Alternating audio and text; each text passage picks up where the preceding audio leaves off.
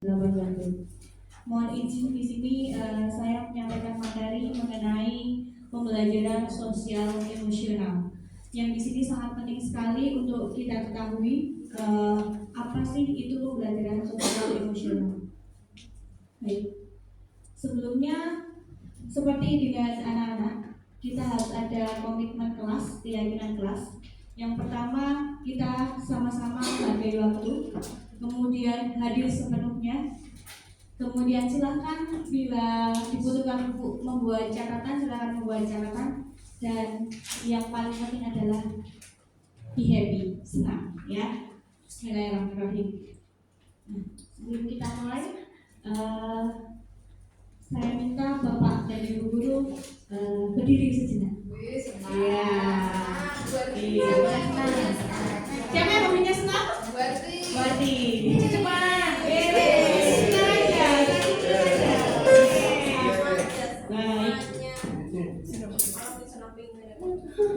Ya, tapi ini pintunya bukan yang kayak biasanya, cuma untuk aja. Karena kalau harus jalan itu ruangannya nggak cukup ya. Oke. Suaranya mana?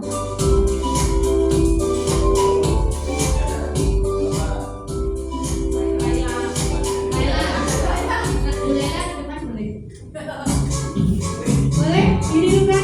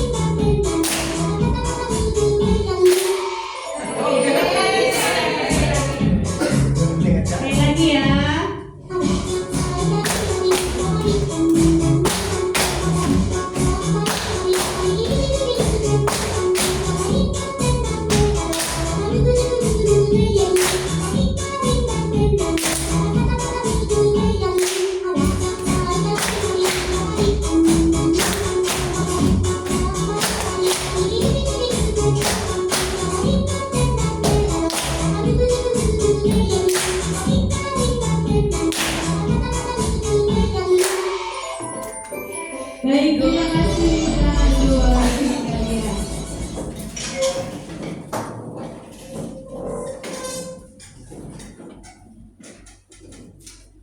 ternyata seru juga ya kita seperti ini. Nah, itu bisa mungkin sebagai gambaran kalau misalnya kita membuka kelas di kelas bawah, kelas atas juga bisa dengan seperti ini.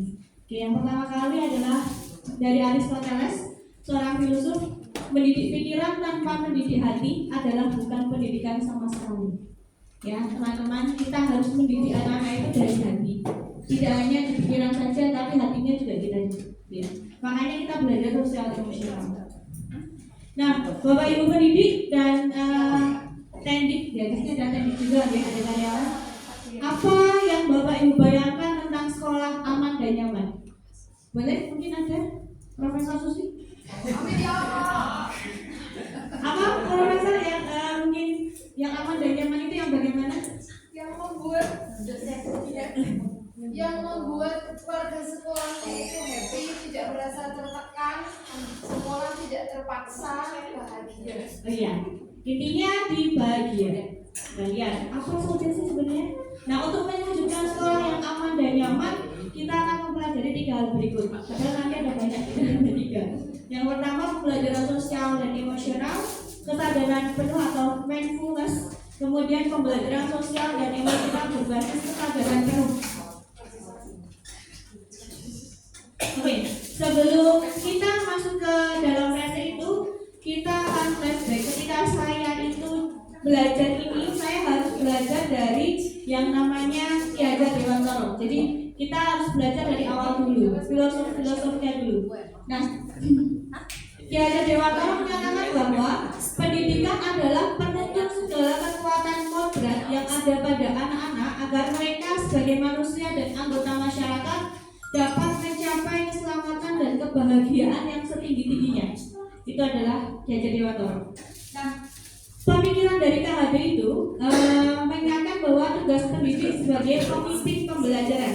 Bapak Ibu, kita itu pemimpin dalam pembelajaran.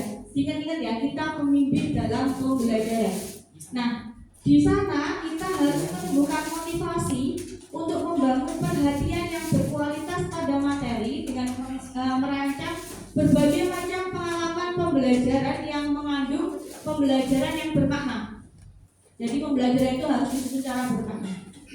Nah, kita itu harus merencanakan secara sadar pengetahuan, kemudian keterampilan dan sikap yang dibutuhkan oleh murid-murid kita untuk mewujudkan kekuatan atau potensinya. Nah, kemudian pembelajarannya secara holistik gitu, yang memberikan mereka dengan pengalaman untuk dapat mengeksplor dan mengaktualisasi seluruh potensi dalam dirinya setinggi-tingginya, baik sebagai manusia maupun anggota masyarakat agar dapat mencapai keselamatan dan kebahagiaan. Jadi kalau KHD itu selalu kata kuncinya adalah keselamatan dan kebahagiaan.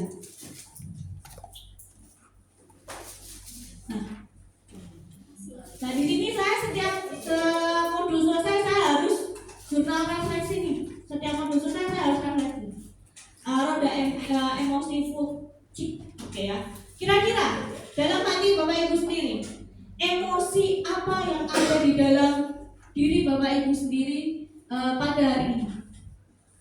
Di sini ada macam-macam kayak emosi kita, ada tertarik, agresif, jengkel, marah, menghina, benci, muak, ngim, ada kagum, teror, percaya, tunduk, khawatir, takut, dan lain sebagainya. Ini roda emosi. Ini bukan saya yang bikin ya. Ini sudah ada sendiri roda emosi. Nah, kemudian penerapan PSE, pembelajaran sosial emosional, secara lengkap hasil penelitian tentang manfaat penerapan pembelajaran ini sebagai berikut. Pembelajaran sosial dan emosional itu bisa meningkatkan 5 kompetensi sosial dan emosional. Apa saja nanti saya akan kulik di situ. Kemudian akan meningkatkan perilaku positif. Selanjutnya, PSE itu akan membuat lingkungan belajar yang suportif. Nah, di situ kalau sudah suportif lingkungannya, maka pengurangan perilaku negatif-negatif dari murid-murid kita. Kemudian peningkatan sikap dan pada diri sendiri, respek dan toleran terhadap orang lain dan lingkungan sekolah. Nah, nanti akan berdampak pada performa akademik siswa kita. PSE juga terbukti dapat menghasilkan pencapaian akademik yang lebih baik. PSE memberikan fondasi yang kuat bagi murid untuk dapat sukses dalam berbagai area kehidupan mereka di luar akademik, termasuk kesejahteraan psikologis, well-being, sering ya untuk selalu bilang well-being, mindfulness gitu ya, secara optimal. Nah, apa sih PSE itu? PSE itu pembelajaran yang dilakukan secara kolaboratif, berarti bareng-bareng oleh seluruh komunitas sekolah, baik pendidik maupun tenaga kependidikan. Proses kolaborasi ini memungkinkan anak dan orang dewasa di sekolah memperoleh dan menerapkan pengetahuan, keterampilan, dan sikap positif mengenai aspek sosial dan emosional agar mendapatkan apa? Nih, yang pertama, 1. Memahami, menghayati, dan mengelola emosi. Itu nanti keterampilan dari kesadaran diri. Yang kedua, menetapkan dan mencapai tujuan positif. Itu kompetensi pengelolaan diri. Yang ketiga, merasakan dan menunjukkan empati kepada orang lain. Itu kesadaran sosial, kompetensi kesadaran sosial. Kemudian membangun dan mempertahankan hubungan yang positif. Itu nanti keterampilan berrelasi. Gitu. Kemudian yang kelima, membuat keputusan yang bertanggung jawab. Itu kompetensi pengambilan keputusan yang bertanggung jawab. Bapak Ibu, saya akan, ini perlu nggak ya? Saja deh. Ini pakai bahasa Inggris. Nah, ini adalah beberapa kompetensi sosial emosional. Saya akan berikan lembarannya. Boleh minta tolong Pak Alfian? Satu orang satu ya. Tadinya mau saya minta untuk mengerjakan, tapi kayaknya nanti sudah lelah tidak mengerjakan.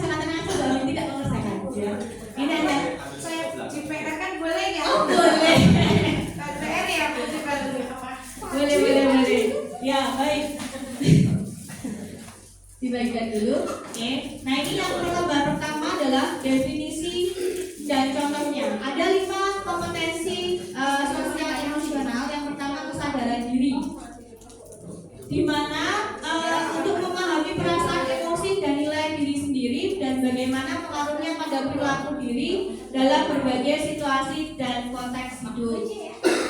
Nanti contohnya dari situ ya. Kemudian ada manajemen diri, kesadaran sosial, keterampilan berrelasi dan pengambilan keputusan yang bertanggung jawab. Nanti contohnya dari sini.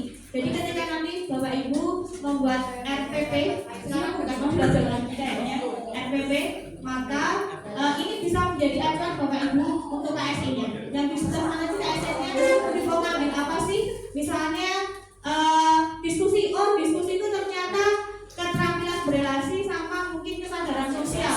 Seperti itu KSI-nya. Misalkan mereka itu membuat keyakinan kelas, kayak gitu. Berarti KSI-nya adalah pengambilan keputusan yang bertanggung jawab. Kemudian mungkin menata sandal. Nah itu ada KSI-nya, yaitu kesadaran diri. Oke, nanti bisa di loss ya Mbak gitu. Baik, saya ringkaskan. Pembelajaran sosial dan emosional dapat diberikan pada 3 ruangan begitu. Ada 3 ruangan. Yaitu yang pertama bisa rutin, bisa terintegrasi atau protokol, secara protokol.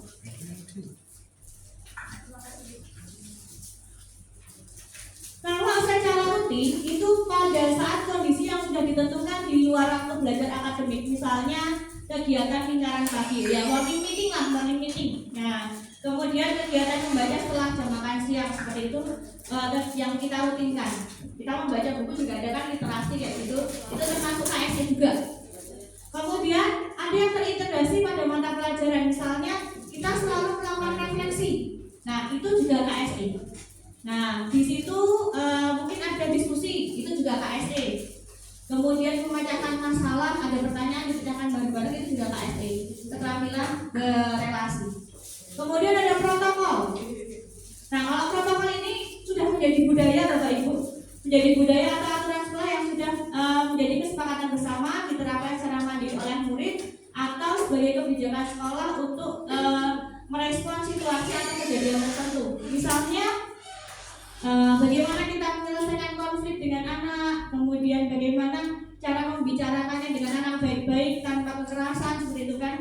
Kemudian ketika ada guru berbicara, kemudian murid mendengarkan. Nah itu juga keterampilan dari KSI. Tapi dia sudah protokol karena dia sudah menjadi budaya. Jadi ada 3 ya Bapak Ibu kalau ditanya besok.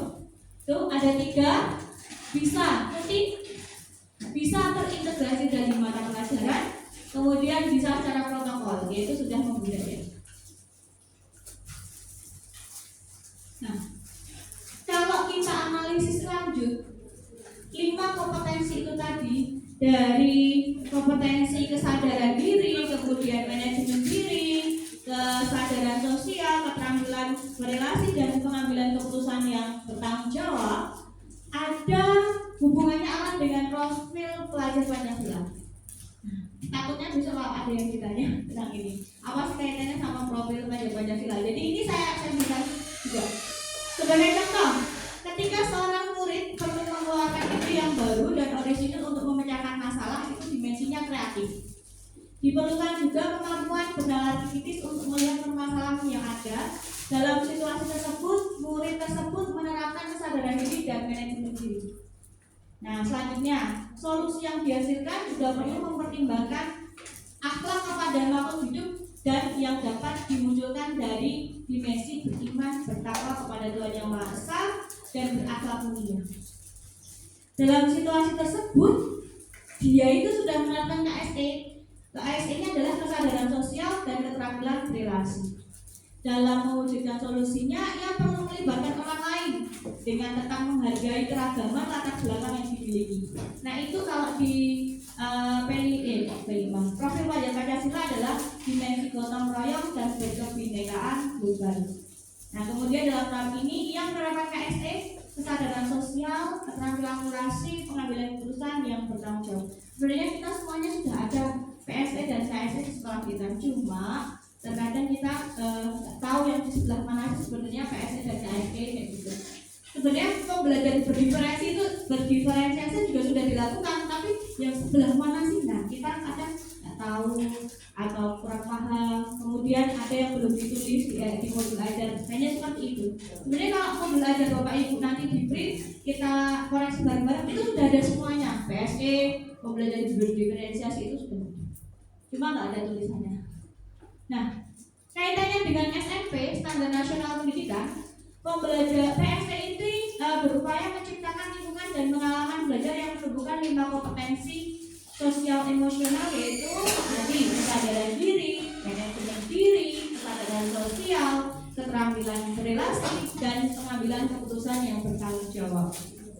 Nah, pembelajaran IPA PSE itu dapat menghasilkan murid yang berkarakter. Karakternya apa saja Bapak Ibu?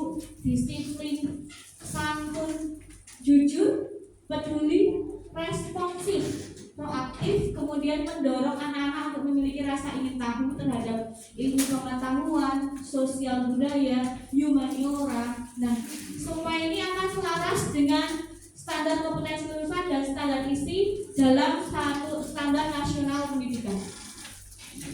Ini apa lagi? Ya, ini yang tadi saya berikan ke teman-teman. Yang depan itu ringkasannya, yang belakang tugasnya. Nah, tapi teman-teman, kita lewati tugasnya, boleh dikerjakan di rumah seperti Bu Amin tadi. Ya, untuk didalami lagi ya. Itu contoh-contoh HSE. Setelah HSE atau PSE, kita akan berbicara tentang prinsip kesadaran penuh atau mindfulness. Nah, nanti di sini ada teknik stop. Coba sekarang saya membacakan ini. Bapak Ibu, coba ingat-ingat kembali saat kita merasakan beban di pundak kita. Banyak beban ya? Dan gitu saya juga punya beban. Mungkin karena tugas yang numpuk, sulit berkomunikasi dengan pimpinan atau rekan kerja, murid yang mengabaikan kesepakatan yang sudah dibuat. Nah, sebagai guru, skenario yang demikian tidaklah penyerangan. Pasti ada kondisi-kondisi seperti itu. Nah, kondisi demikian dapat menjadi pemicu munculnya emosi tidak nyaman yang mungkin tidak dapat kita identifikasi. Nah, kemudian emosi-emosi yang tidak nyaman itu mempengaruhi dan kita secara sadar maupun tidak sadar. Nah, ketika kita ada di emosi itu, Bapak Ibu, kita harus mengambil jeda atau kita berhenti sejenak. Sejenak dari apapun, nanti ada videonya ya, kita akan belajar berhenti sejenak. Karena nanti kalau kita kayak gitu nanti emosi terus. Nah, penting bagi kita untuk mengambil jeda, menyadari emosi yang tidak nyaman agar tidak membelenggu kita dalam memandang dan respon orang lain, baik dalam sebuah interaksi, pekerjaan, hingga pada keputusan-keputusan hidup yang diambil. Keputusan hidup, memilih pasangan. Oke, nah ini orang dewasa seperti kita kurang lebih tidurnya 8 jam, mungkin ada yang 5 jam atau 3 jam seperti Profesor Sufida. Nah, memiliki 6.000 pikiran ternyata di dalam otak kita, ada 6.000 pikiran. Bayangkan otak kita itu sibuk, ya. Karena sangat cair, maka pikiran dapat bergerak ke masa depan dan menimbulkan rasa khawatir. Nah, kemudian pikiran juga dapat bergerak ke masa lalu. Kemudian kalau bergerak ke masa lalu, maka akan ada yang namanya penyesalan. Penyesalan itu pasti di terakhir. Kalau di awal berarti pendaftaran.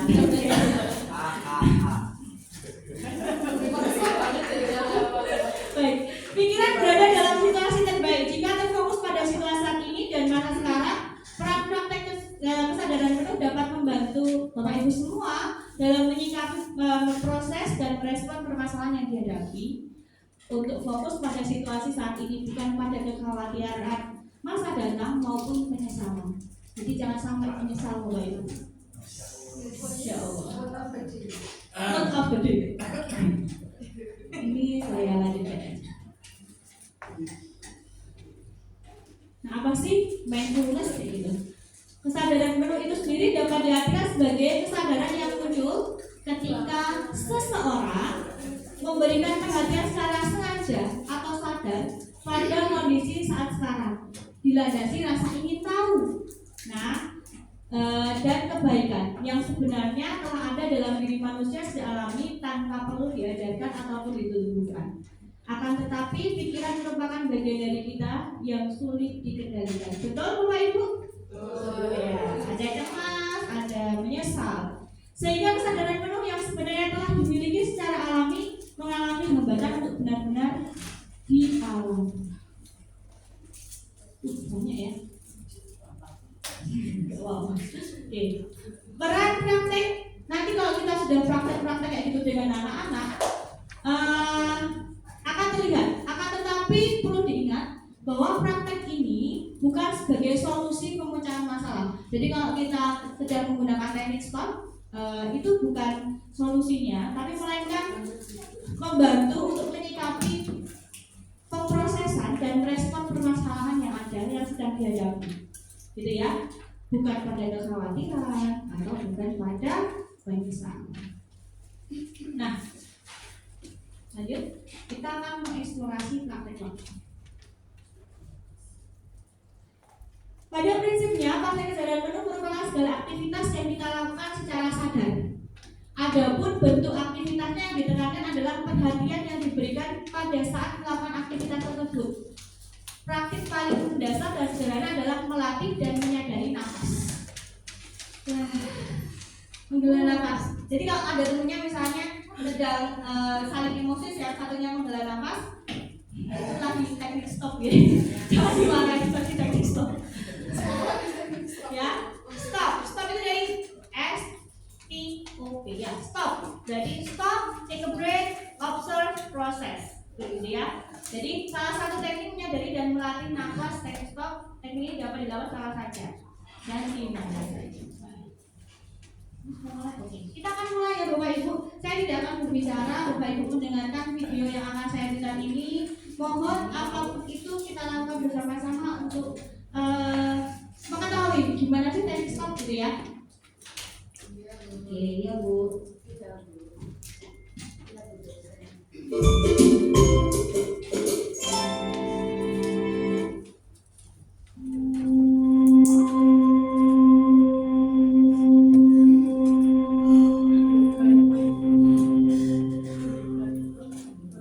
Halo Bapak Ibu calon guru penggerak, apa kabar?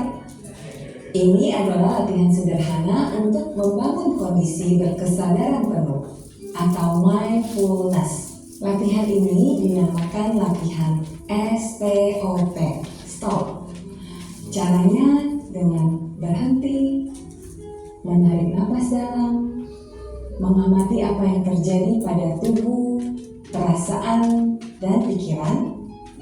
Setelah itu, lanjutkan kegiatan Anda kembali. Latihan ini dapat membantu Anda meredakan ketegangan atau stres yang sewaktu-waktu Anda rasakan sehingga dapat mengembalikan fokus Anda pada tugas-tugas Anda. Anda dapat mempraktikkan latihan ini sebagai jeda dalam mengerjakan tugas atau untuk membantu Anda membangun fokus dalam mengerjakan suatu pekerjaan. Mari kita praktekkan bersama-sama. Langkah pertama, hentikan sejenak apa yang Anda lakukan. Lalu ambillah posisi yang nyaman, baik saat duduk ataupun berdiri, sesuai dengan kondisi yang memungkinkan bagi Anda. Duduklah dengan posisi tegak, tidak membungkuk, namun tetap rileks. Rilekskan kedua bahu kiri dan kanan. Letakkan kedua telapak tangan pada paha. Lemaskan jari-jari tangan. Rasakan tubuh bertumpu pada lantai dan tempat duduk Anda. Istirahatkanlah. Rasakan lantai Anda berpijak. Rasakan tempat duduk Anda. Silakan pejamkan mata atau arahkan pandangan ke depan. Rilekskan kedua kelopak mata. Tarik nafas dalam. Sadari nafas masuk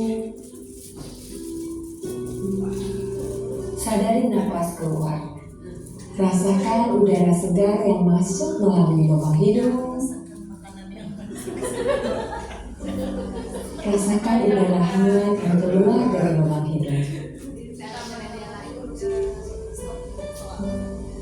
Lakukan sebanyak 2 kali.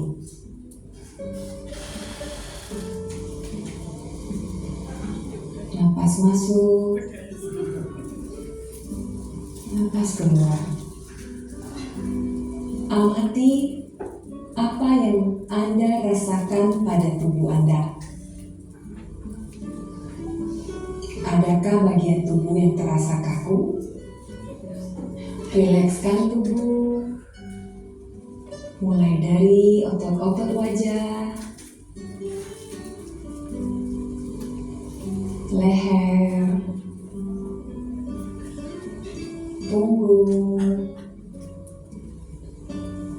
bahu kiri, bahu kanan, lengan atas, pergelangan tangan, dan ke-10 jari tangan. Rilekskan otot perut, kedua belah paha, lutut, dan betis, hingga ke seluruh jari-jari kaki.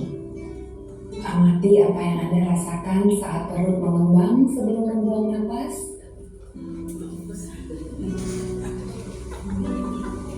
Amati pula apa yang Anda rasakan saat otot perut mengembas.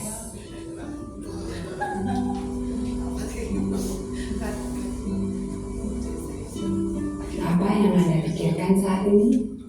Jika pikiran Anda mengembara pada hal lain atau perasaan ngantuk, perlahan kembalikan pikiran Anda pada napas Anda.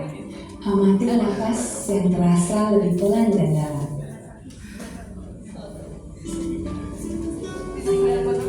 Amati tubuh yang terasa lebih rileks. Amati pikiran yang terasa lebih fokus. Amati pilihan-pilihan tindakan yang dirasa paling tepat untuk Anda lakukan saat ini. Latihan selesai. Silakan lanjutkan kembali aktivitas Anda dengan perasaan yang lebih tenang, pikiran yang lebih jernih, dan sikap yang lebih positif.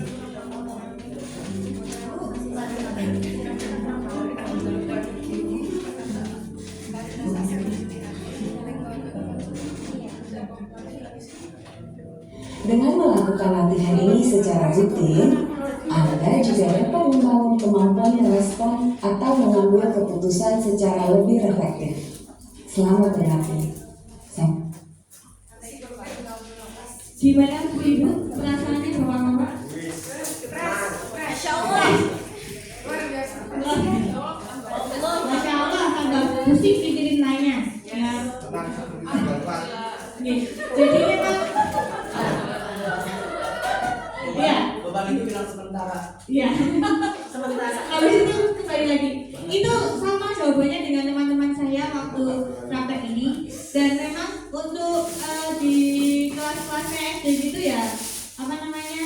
Ya karena nggak latihan, dicoba kayak gitu ya, katanya ya udah gojekan sendiri. Yang SMA aja juga sama kayak gitu, susah. Masih tenangan katanya di SMA. Yang banyak. Amin nggak bisa kan? Bisa, cuma karena kita belum latihan yang pertama, jadi banyak latihan. Ya, jadi itu hanya salah satunya, tapi bisa banyak. Misalnya kita baca buku, kita bermain musik, kemudian kita nonton kayak gitu, itu juga salah satu jeda kita untuk mengurangi rasa stres. Begitu Benny nonton drama Korea. Ya. Oh iya, drama. Oke, baik. Saya agak banyak aja. Iya Bu Susi, bener. Teman-teman saya juga kayak gitu Bu Susi. Main sini aja. Nah, praktik kesadaran penuh itu akan memperkuat 5 kompetensi sosial emosional. Gambarnya di samping Nanti akan kesadaran penuh, kemudian akan menyadarkan ini kompetensi sosial emosional berkembang, kemudian akan menyebabkan well-being, kesejahteraan secara psikologis. Iya. Well-being itu apa well-being? Nah, sebenarnya dulu waktu dulu sih selalu bilang well-being, mindfulness, saya juga nggak tahu kalau bahasa kerjanya ini.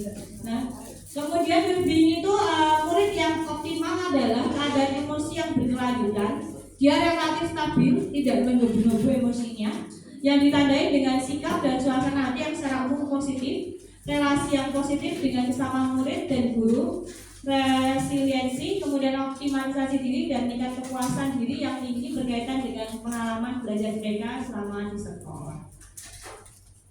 Ini jadi juga tak skip aja nih.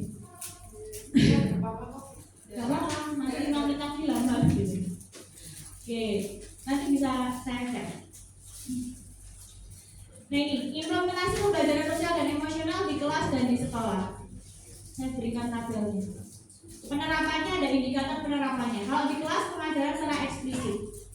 Secara khusus murid memiliki kesempatan untuk menumbuhkan, melatih dan merefleksikan kompetensi sosial dan emosional dengan cara yang sesuai dan selaras dengan perkembangan budaya yang dialami. Kemudian pembelajaran akademik yang terintegrasi dengan KSE seperti yang tadi sudah saya sampaikan. Tujuan kompetensi sosial emosional diintegrasikan ke dalam konten pembelajaran dan strategi pembelajaran pada materi akademik, musik, seni, dan pendidikan jasmani. Kejutan itu aja. Pelibatan dan suara murid. Nah, seluruh warga sekolah menghormati dan meningkatkan berbagai perspektif dan pengalaman murid dengan melibatkan murid sebagai pemimpin, pemecah masalah, dan pembuat keputusan. Jadi dari kelas 1 pun dilatih untuk seperti ini. Ya pelan-pelan saja. Sekolah, iklim kelas dan sekolah yang mendukung. Lingkungan belajar di seluruh sekolah dan kelas mendukung perkembangan kompetensi sosial dan emosional, responsif secara budaya, dan berfokus pada upaya membangun hubungan dan komunitas. Lagi-lagi kata kuncinya komunitas. Berfokus pada KSE, pendidik dan tenaga kependidikan, yaitu pendidik dan tenaga kependidikan memiliki kesempatan secara reguler untuk mengembangkan KSE budaya mereka sendiri, berkolaborasi satu sama lain, membangun hubungan saling percaya dan memelihara komunitas yang erat. Kemudian kebijakan yang mendukung. Kebijakan dan praktik pendisiplinan dengan instruksi yang jelas, restoratif, sesuai dengan perkembangan anak dan diterapkan secara adil, Bapak Ibu. Adil, karena anak-anak Al-Azhar itu kritis-kritis. Ini boleh kok, ini nggak boleh, ini boleh kok, ini nggak boleh kok, bunyi gitu. Nah, jadi harus adil. Kemudian dukungan integrasi yang berkelanjutan. Pembelajaran KSE yang terintegrasi dengan perlu dalam rangkaian dukungan akademik dan perlu dengan menyediakan kesempatan untuk memastikan semua kebutuhan murid dan bangun. Terakhir, keluarga dan komunitas. Keterlibatan keluarga, pelibatan kemitraan dengan orang tua, keluarga dan pendidik, kemudian tenaga kependidikan. Sekolah memiliki kesempatan yang reguler dan bermakna untuk membangun hubungan dan berkolaborasi untuk mendukung perkembangan sosial, emosional, akademik murid. Kemudian untuk kemitraan dengan komunitas, pendidik dan tenaga pendidikan serta mitra masyarakat menyelesaikan istilah, strategi dan komunikasi yang sama seputar pengupayaan dan inisiatif terkait KSE, termasuk kegiatan di luar sekolah. Terbentuk sistem dalam upaya peningkatan berkelanjutan dalam implementasi dan artefak dikumpulkan dan digunakan untuk memantau progres menuju tujuan dan terus meningkatkan semua sistem praktik baik dan kebijakan terkait KSE dengan fokus kesetaraan. Nah di sini teman-teman ada artefak. Kalau teman-teman punya belajar ID, kalau yang biasa saya belum buka ya, teman-teman bisa membuat dengan menggunakan Google apa ya? Lupa. Artefak itu ya. Artefak aksi nyata itu pakai tanpa ya, tapi di Google itu ada, nanti di situ ada hasil karya Bapak Ibu dikirim ke situ semua. Jadi kan punya portofolio digital, namanya portofolio digital. Nah di situ ada nanti saya video dengan pembelajaran, kemudian foto-foto pembelajaran di situ juga ada, gitu. Kalau mau. Kemudian integrasi dalam praktek mengajar dulu dan kurikulum akademik ini di RPP ya Bapak Ibu. Ketiga KBM 3 bagiannya. Pembukaannya harus hangat, antara lain dengan memberikan kesempatan pada murid untuk berbicara, mendengarkan aktif, memungkinkan interaksi, menciptakan rasa memiliki dan menumbuhkan salah satu kompetensi sosial dan emosional. Kemudian ada kegiatan inti itu melibatkan satu dengan lain, misalnya diskusi, kemudian pembelajaran kooperatif learning, pembelajaran berbasis proyek, kemudian refleksi diri dan penilaian diri, pemberian suara dan pilihan. Keyakinan kelas di awal. Kemudian penutup optimistik. Antara lain dengan refleksi, apresiasi dan cara-cara positif lainnya untuk memperkuat pembelajaran.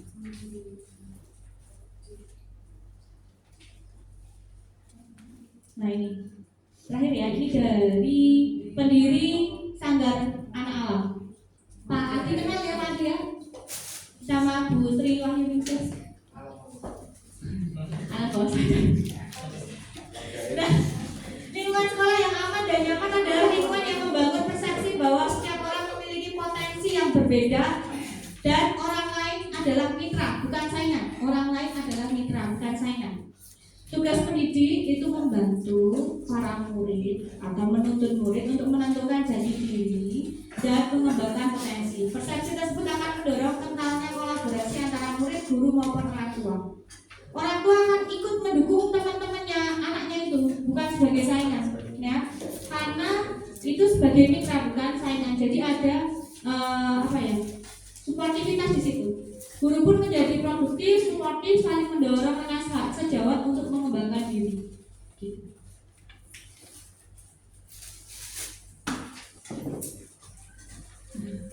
Penguatan kompetensi emosional, pendidik dan tenaga kependidikan di sekolah. Langkah-langkahnya menjadi teladan. Yang pertama menjadi teladan. Ya, kita harus menjadi teladan. Kemudian kita harus belajar, selalu belajar.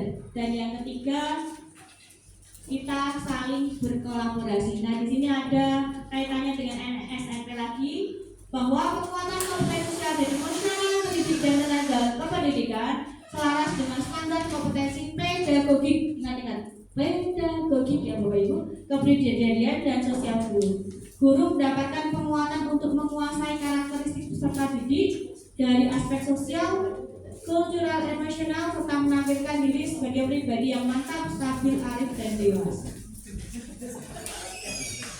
Baik Bapak Ibu, mungkin ini saja yang bisa saya sampaikan. Yang terakhir kalinya saya meminta Bapak Ibu untuk menuliskan hal baik yang saya dapat dari hari ini, kemudian perasaan saya setelah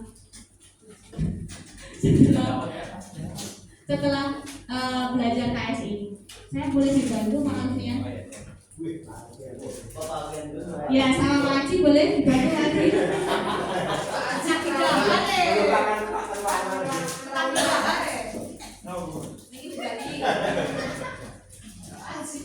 Apa ini hanya Apple ya?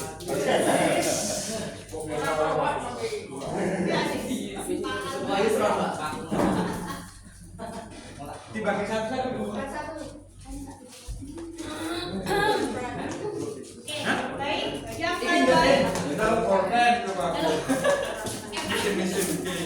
Yang hal baik itu yang kuning, yang itu perasaan. Bu, ada hal buruk mau jangan, hal buruk sudah tadi. Baik, saya berikan waktu 5 menit ya. Terima kasih Pak Alvin dan Pak Haji. Baginya ini. Baginya. Pak Haji kalau kayak gitu kita biar Pak di sini tadi kok nggak butuh Pak Haji. Sudah. Oke. Boleh kita ulang benarkah sendiri atau bareng-bareng sama teman-temannya? Tempel di situ. Ini gimana Bu Umi maksudnya? Oke, baik. Yang ini Bapak Ibu guru menuliskan hal baik yang saya dapat hari ini pada acara ini, pada kegiatan ini. Nah, yang biru perasaan Bapak Ibu setelah mendapatkan materi ini. Baru masuk ya Bu. yang nggak tahu. Ini biru sama kuning dua-duanya ya? Ah? Dua-duanya. Ada dua, enggak, yang biru ada, yang kuning ada. Jadi Oh, biru dua ada. yang kuning. Iya, Pak. Dua-duanya ya? Iya, dua-duanya. Yang satu hal baik, yang satu perasaan sayang. Ini cuma membedakan aja. Ini perasaannya hari ini atau hari apa ya, Bu? Hari ini aja. Oh. Iya. Mira, oh, Bu. Ya, Mbak, sini. Yang biru mana ya? Yang biru. Yang dulu sudah ber- Baru Teber. Yang biru tuh Oh iya, Pak. Ya, biru. Warna-warna. Biru. Oh iya, Bu. Boleh aku kerjain sama Mama enggak? Mau baik yang apa tuh? Biru. Saya jelaskan. Biru.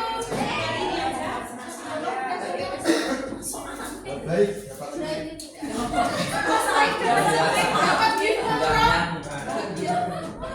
Mulai banget ya, Pak, ya, sakit.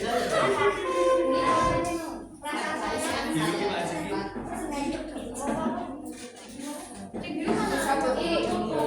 Yang dirasakan. Wah, baik. Baca yang biru-biru. Baik, sekarang terlambat. Nggak usah pakai nama kan?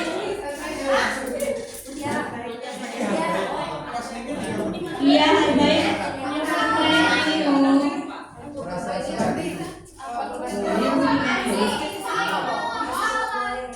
Ya Allah.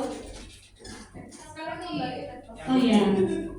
Boleh ditempel, Laila nggak nempel sendiri boleh? Nempel sendiri boleh? Atau kalau dibantu Bu Laila boleh? Ya, kan semua kayak gini. Saya bacakan punya Pak Taufik. Saya bingung mau bikin kemana. Pikirannya udah weekend. Oh, itu dengan jalan terus gitu. Bu Anes nanti dibolehin ya? Tiara. Ajis nanti dibolehin ya? Balik deh kayaknya ya.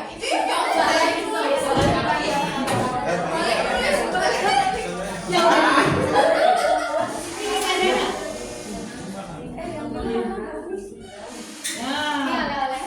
Ya ini. apa ya di sini? Ini bisa dijadikan gambaran kalau boleh itu mau melakukan aktivitas dengan anak-anak. Oke? Khususnya tadi aku rasa maju aku nih jadi kan. Makasih ya, Bu. Iya.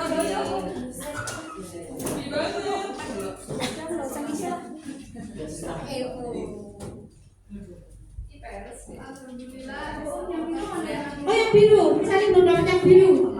Yang biru. Yang hijau. Misalnya.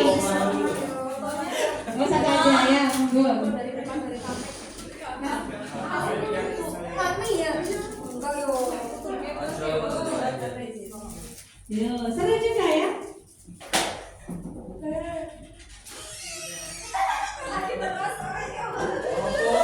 Aku titik dulu. Yuk, Bapak Ibu, Bifas. Mas Marius. Sudah semuanya? Masih udah belum? Dari kan saya baru bagi buku. Oh ya, oke. Alasan tadi ora iso mikir. Bu, nggak boleh itu. Oh iya.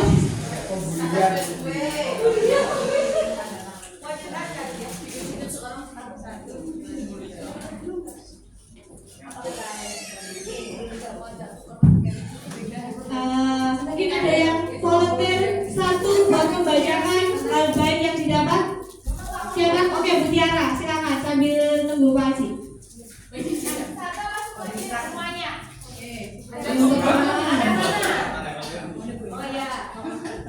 Silakan dapat snack dan sedikit panas semuanya. Ayo surprise.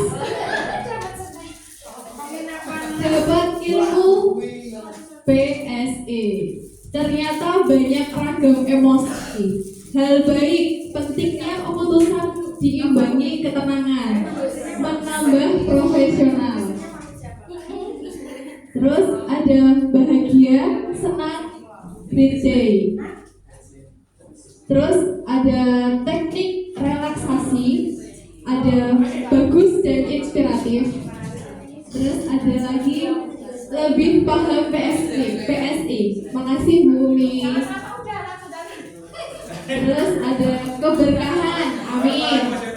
Insight tentang PSI, mendapat ilmu tentang pembelajaran PSI. Hal baik yang saya dapatkan, satu, praktik teknik stop, sharing informasi dan mendapat informasi baru. Alhamdulillah bersyukur. Hal baik yang saya dapatkan, mengetahui teknik relaksasi stop, banyak ilmu tentang PSE, dapat lebih paham tentang pembelajaran meaningful and teknik stop, mengenal tentang PSE, mendapat ilmu tentang PSE, mengetahui teknik stop. Hal baik yang saya dapat adalah ilmu baru. Alhamdulillah dapat lebih memahami tentang pembelajaran sosial emosional.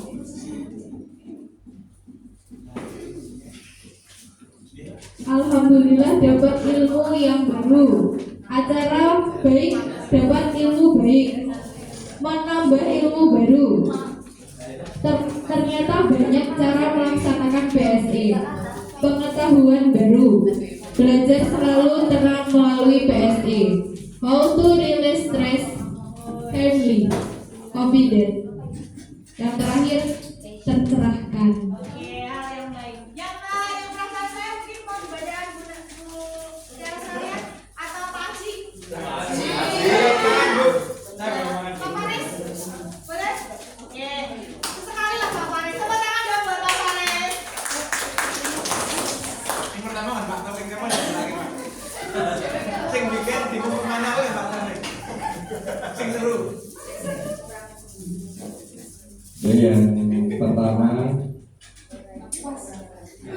menjadi baik. Tenang, ini kok kamu sih. Semangat Pak. Soalnya bingung mau weekend kemana. Oke Pak Tarik.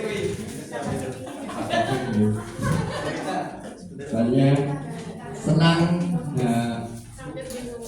senang tapi ngantuk. Berarti gak senang ya? Senang mau weekend, senang mau weekend bagi yang selanjutnya tenang, bisa belajar tentang pembelajaran PSE, relax, I feel so blessed, satisfying, alhamdulillah happy, tenang, rasa nano-nano, aku happy dengan PSE. Alhamdulillah mencoba untuk terus belajar, mendapat ilmu baru, bahagia luar biasa, Allahu Akbar. Perasaan saya gembira, senang tapi lelah, happy banget. Curious happy artinya apa? Bangga, was so great, amazing, I'm good, I'm happy. Perasaan saya capek tapi bahagia. Bu Umi lebih ramah daripada kelihatannya.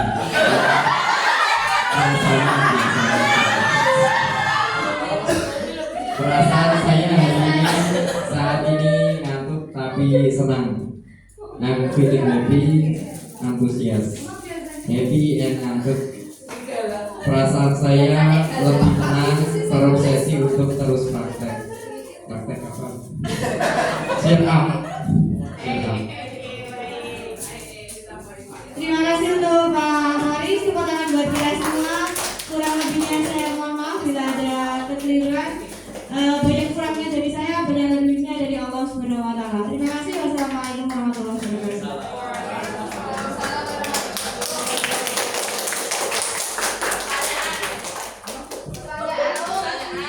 Masya Allah, luar biasa. Menikah andaran saking Bu Nurul.